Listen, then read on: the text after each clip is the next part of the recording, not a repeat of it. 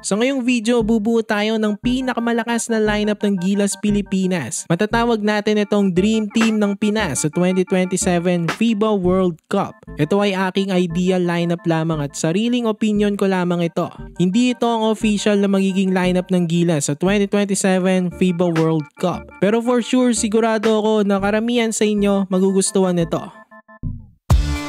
Matagal-tagal pa naman ang susunod na FIBA World Cup, 2027 pa. So hindi natin alam kung ano pang mga mangyayari. Pero kung wari inaprobahan ng FIBA si Jordan Clarkson na maglaro sa Gilas as a local, pwede na sila pagsabayan ni Justin Brownlee o kung sino man ang naturalize natin sa 2027. Pwedeng palitan na kasi si JB dahil 39 years old na siya sa taon na yon. Pwedeng si Benny Boatwright ang pumalit sa kanya. Pero assuming na hindi pa rin ganong magde-decline ang laro ni JB, siya pa rin ang naturalize siguro natin. Marami na ngang nagawang magic at kabilib-bilib na moments itong si JB sa Gilas. So kaya deserve niya pa rin maging naturalized natin. So ito na nga ang Dream 12-man lineup ko.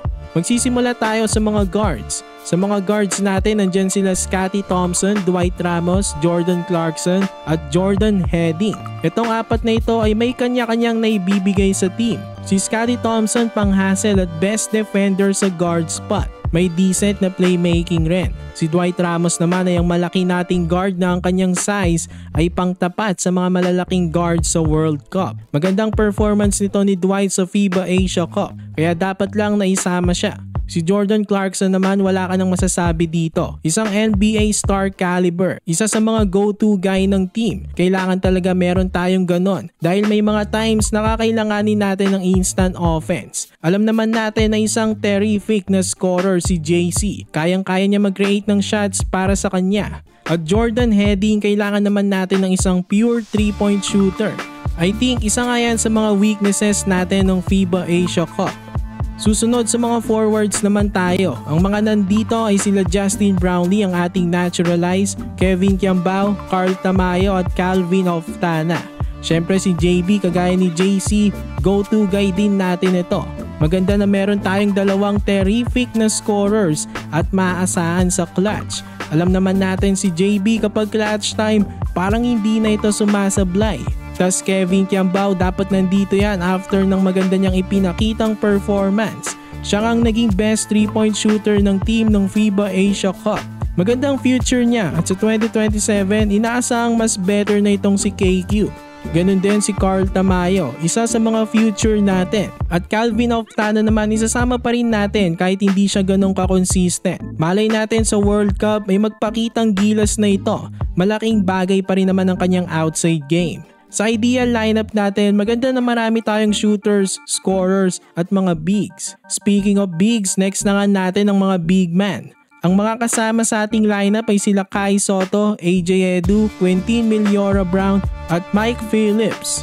Siyempre matik ng kasama ang 7'3" na si Kai Sotto. Siya naman ang una nating maiisip sa mga bigs kapag bubuo tayo ng lineup ng Gilas. Tas AJ Edu nandyan din. Tas QMB na pinayagan na ng FIBA na maglaro as a local.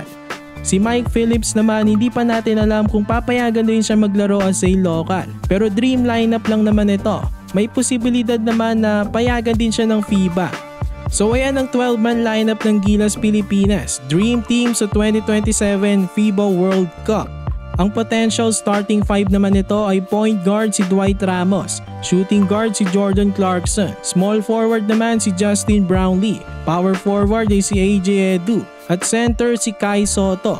O pwede rin naman instead of AJ Edu ay si QMB ang kasabay ni Kai. So again, ayan ang dream lineup ko sa Gilas Pilipinas sa susunod na FIBA World Cup sa 2027. Paalala lang, hindi ito official. Kaya nga sinabi ko ay dream team ko lang ito o pangarap na Gilas lineup. Kayo mga kabakets, challenge ko kayo na bumuo rin kayo ng dream Gilas lineup ninyo at i-comment nyo dyan sa comment section.